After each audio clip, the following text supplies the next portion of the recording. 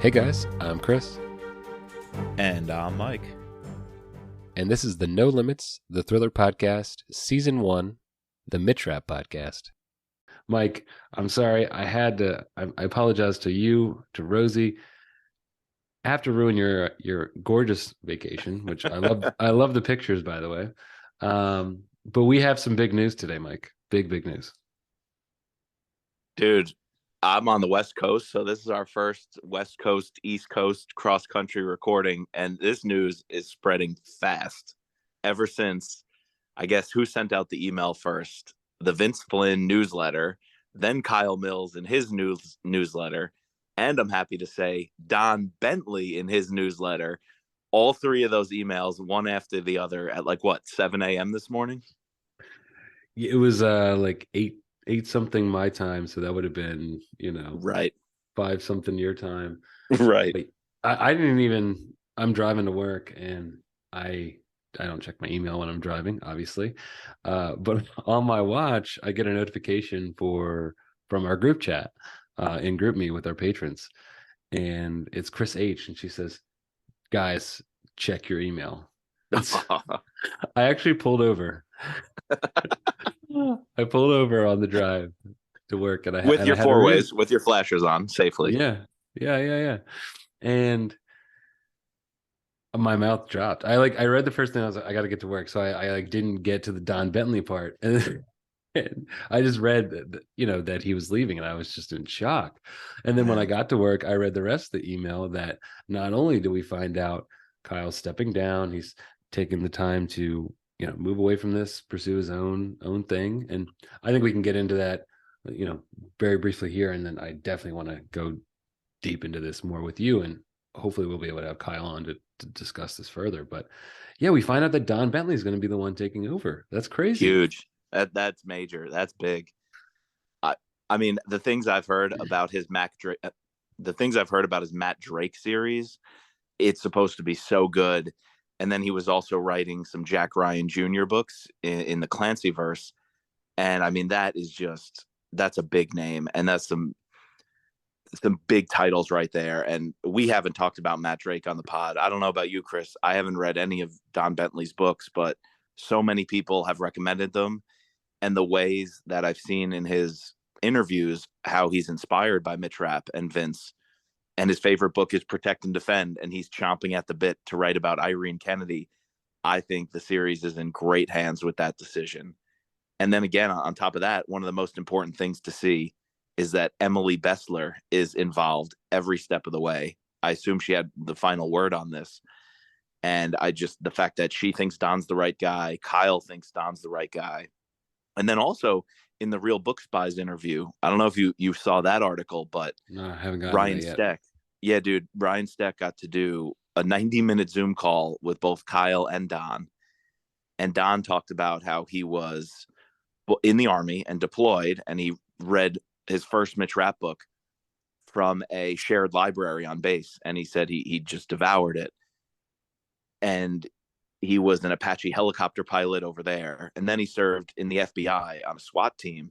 So I think this guy is going to know exactly how to write a killer action scene and have some real world experience to do it. And not that Kyle was lacking that, because he definitely had the family connections in the FBI, and he knew how to write those scenes. But now we're going to get it from somebody who's been there, who's been in the fight and seen things firsthand. So I think that's going to be really, really cool.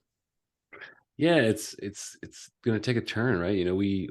Vince obviously not in the military, but did his research. Kyle again had the FBI connections, but did his research. On our other series, Brad, not in the military, but does his research.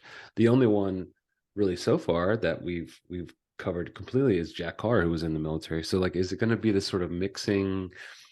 I'm intrigued to see what someone who has that background, has that expertise, does with Mitch, and if he wants to come in, tackle Irene, uh, you know, do his own spin on things. And I even think that Mark mentioned that interview says something about Kyle not wanting to, didn't feel that it was right that he finished that third book, the third book after Killshot. Do you think Don's going to be able to do that? Is he going to feel worthy enough? Well, yeah, I actually think Kyle definitely wanted to do that. I think what he didn't want to do, and he was saying in the interview, was he didn't want to drop his own storylines and then just use Vince's characters to tell them. For example, like Enemy at the Gates, where America was headed and the fall and collapse of democracy. I feel like Kyle felt so strongly that that was his perspective, his opinion, and to just disingenuously use Vince's characters to tell that narrative he didn't feel was right. And that's why this is the perfect time to move on. Mm. So we can have somebody else come up with what Mitch does in an America that he's kind of been on the outs with, with the Cooks in a post-Cook era. And so I think it was the fall of American democracy Kyle didn't want to finish. But yeah, can you imagine if Don is the one who gets to write that post-kill shot book? I mean, that would be amazing. Could he come right out the gates with that? I would have a hard time believing the whole team would think he's ready to do that right away. And I think Code Red actually is going to tell, right? Like his first book, unless something big is announced, will be after Code Red. If they keep the timeline and they don't let him go back to the American Assassin early days. And so what kind of world will Code Red leave us with, knowing that it's some pretty deadly stuff going on with this drug that's laced? And I mean, what will Code Red do for the series that will support Don in building and telling his own stories moving forward? And on top of all that, Mitch is getting older. How is Right. Don going to handle that? And Mitch is becoming this family man. He's really got a family to take care of now for the first time, since we lost Anna, essentially. So what's Don going to do post Code Red with Mitch as a father? Basically a stepfather. And then Mitch also aging, really, really, how's Don going to handle that in book 1, book 3, book 5, book 7? What does he have? What does the future hold for Mitch Rapp and Don Bentley? I don't know, dude. I'm excited, and I'm really intrigued to see what Code Red's going to be now that we know, it's Kyle's, last. And is it? We kind of I don't know if we saw this coming, but we thought it was interesting when we read the description to Code Red, right? It felt different. Like something was different about it. Someone was a little off about it. Do you agree with that, Mike? Well, I think it sounds great. And by the way, since we did that Yeah, no, pod, not that like I'm not excited about it. It just right. it just had this different vibe to it, and that something else was coming, like this was coming. Yeah, you're right. The way I would see that is Enemy at the Gates was a complete turn in terms of the universe and America and Mitch Rapp's role in all that, and even Irene's role in all that. The whole Cooks essentially were a major turn for the country and for these characters. And Code Red seems to be dialing that back. And Right. even the end of the last book really seems to be dialing that back. Oath of Loyalty. Right. So Right. I think there was this almost dramatic shift away from the Cooks when most people were like, we want more of that and let's see where this goes. And so I think Code Red is a shift of Kyle saying that was a story I'm going to save for kind of my creative works and not a story just to use Vince's characters for. So yeah, I think something feels different about Code Red. And now in light of this news, that's good, because it's going to hopefully open things up for Don to paint his own world and tell his own stories. And like I said, Emily Bessler is on paper saying, I'm here, I'm in this. And if I don't think it's a Vince story that Vince would have stood by, we wouldn't have gone in this direction. And so the fact that she supports this and approves this means we're going to go in the right Vince style direction.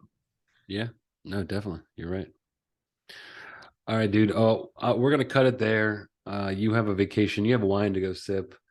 A wife to go massage your feet. So this is not the last we're going to be talking about this. We're definitely we're gonna digest. We just wanted to give you a little bit. We know that people, our patrons are definitely wanting this pod right now. So Yeah. uh, next week we're going to be coming to you with Connor Sullivan, Sleeping Bear. Really digging that. Really digging Oh, that. so good.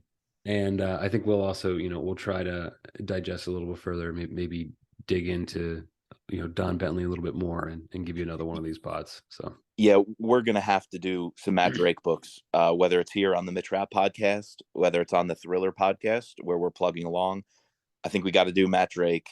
maybe some of his Clancyverse books, some Jack Ryan Jr. books. We haven't touched Yeah. Jack Ryan on the Thriller podcast, so a lot of things we're gonna have to adjust the schedule, and I think we do that right here on the Mitch Rapp Pod just to get people a flair of Don, and looking a little more long term in the lead up to Code Red. Let's see if we can get both of the gentlemen on. I mean, we'll definitely have Kyle Mills on. He's always agreed to talk to us. I never really reached out to Don or to David about getting Don Bentley on. So now that Don Bentley is under David's radar, we'll see if he can hook us up. And we'd love to have both on individually, both on together, if that's going to be possible. But hopefully we'll get that going before the next Mitch Rapp book comes out. Yeah. No, I'm excited, dude. Just let Mitch be Mitch, baby.